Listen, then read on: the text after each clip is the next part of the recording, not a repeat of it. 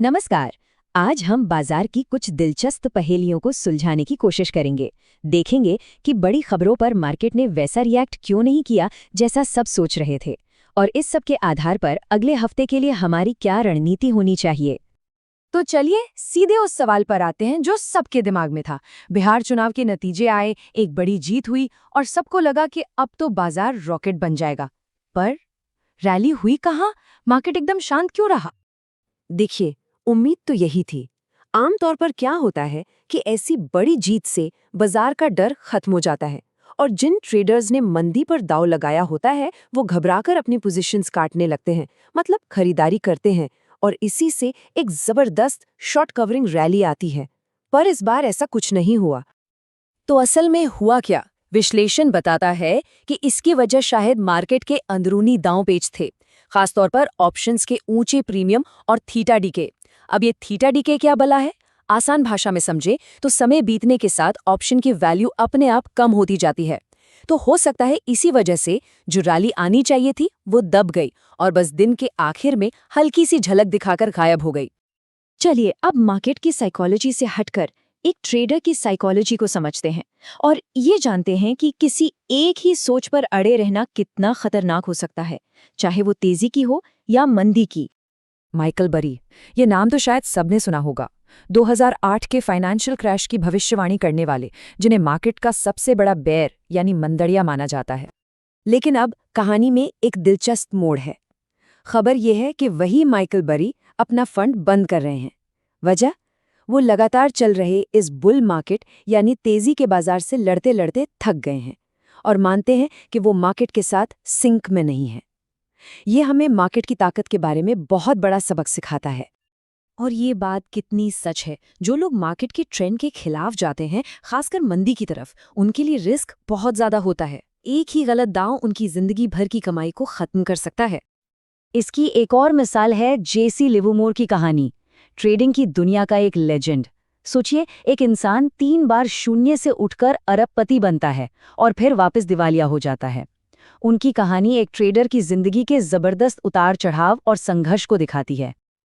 तो इस सब से हमें क्या सीख मिलती है? यही कि मार्केट में जिद नहीं चलती। आंख बंद करके सिर्फ तेजी या सिर्फ मंदी के बारे में सोचना खतरनाक है। सबसे जरूरी है लचीलापन, यानी मार्केट के हिसाब से खुद को ढालना। चलिए अब थ्योरी से हटकर सीधे एक्शन पर आते हैं। बात करते हैं निफ्टी की और देखते हैं कि आने वाले हफ्ते में कौन से लेवल्स हमारे लिए सबसे ज्यादा जरूरी होंगे।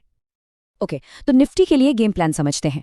ऊपर की तरफ 25,950 एक अहम लेवल है। अगर मार्केट उसके ऊपर बना रहता है तो हमारा पहला टारगेट होगा 26,020, और अगर एक बड़ा ब्रेकआउट चाहिए तो मार्केट को 26,000 के ऊपर एक गैप अप ओपनिंग देनी होगी। ऐसा हुआ तो हम सीधे 26,200 की तरफ बढ़ सकते हैं। वहीं दूसरी तरफ नीचे की ओर 25,880 का लेवल ध्यान में रखना है। अगर ये टूटता है तो मार्केट 25,800 तक फिसल सकता है। सिर्फ निफ्टी ही नहीं, चलिए अब बैंक निफ्टी और सेंसेक्स पर भी नजर डालते हैं ताकि हमें मार्केट की एक पूरी तस्वीर मिल सके। बैंक निफ्टी का मामला तो और भी सीधा है। एक लेवल है 58,450। जब तक बैंक निफ्टी इसके ऊपर है सब ठीक है, तेजी का माहौल बना हुआ है। लेकिन जैसे ही ये लेवल नीचे की तरफ टूटता है तो 58,300 और फिर 58,150 के दरवाजे खुल जाएंगे। और सेंसेक्स के लिए भी लेवल्स बिल्कुल साफ हैं।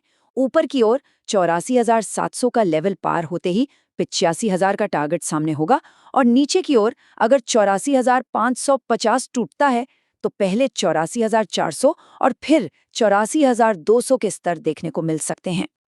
ठीक है, अब स्टॉक मार्केट से थोड़ा हटकर क्रिप्टो की दुनिया में चलते हैं, जहां हाल के दिनों में एक बड़ी उथल-पुथल देखने को मिली है। जी हाँ, क्रिप्टो मार्केट में इस वक्त एक जबरदस्त बिकवाली का माहौल है। जो बड़े बड़े क्रिप्टो एसेट्स हैं वो अपने उन लेवल से बहुत दूर हैं जहां से उनमें दोबारा तेजी की उम्मीद की जा सकती है। तो अगर क्रिप्टो में तेजी की वापसी का इंतजार है तो इन लेवल्स पर नजर रखनी होगी। बिटकॉइन में तेजी का मोमेंटम 96,400 के ऊपर ही बनेगा, जो अभी बहुत दूर है। इथेरियम के लिए ये लेवल 3,230 है और सोलाना के लिए 144। साफ है कि इन सबको अभी एक लंबा सफर तय करना है। और हाँ, एक मजेदार बात यह है कि XRP को इस माहौल में ट्रेडिंग के बजाय इन्वेस्टमेंट के लिए बेहतर माना जा रहा है। तो इस पूरे विश्लेषण के आखिर में हम एक बड़े सवाल पर आकर रुकते हैं जब मार्केट एक दिशा में चल रहा हो तो अपनी सोच पर मजबूती से टिके रहना यानी कन्विक्शन एक अच्छी बात है या ये एक बोझ बन सकता है? इस पर जरूर सोचिए।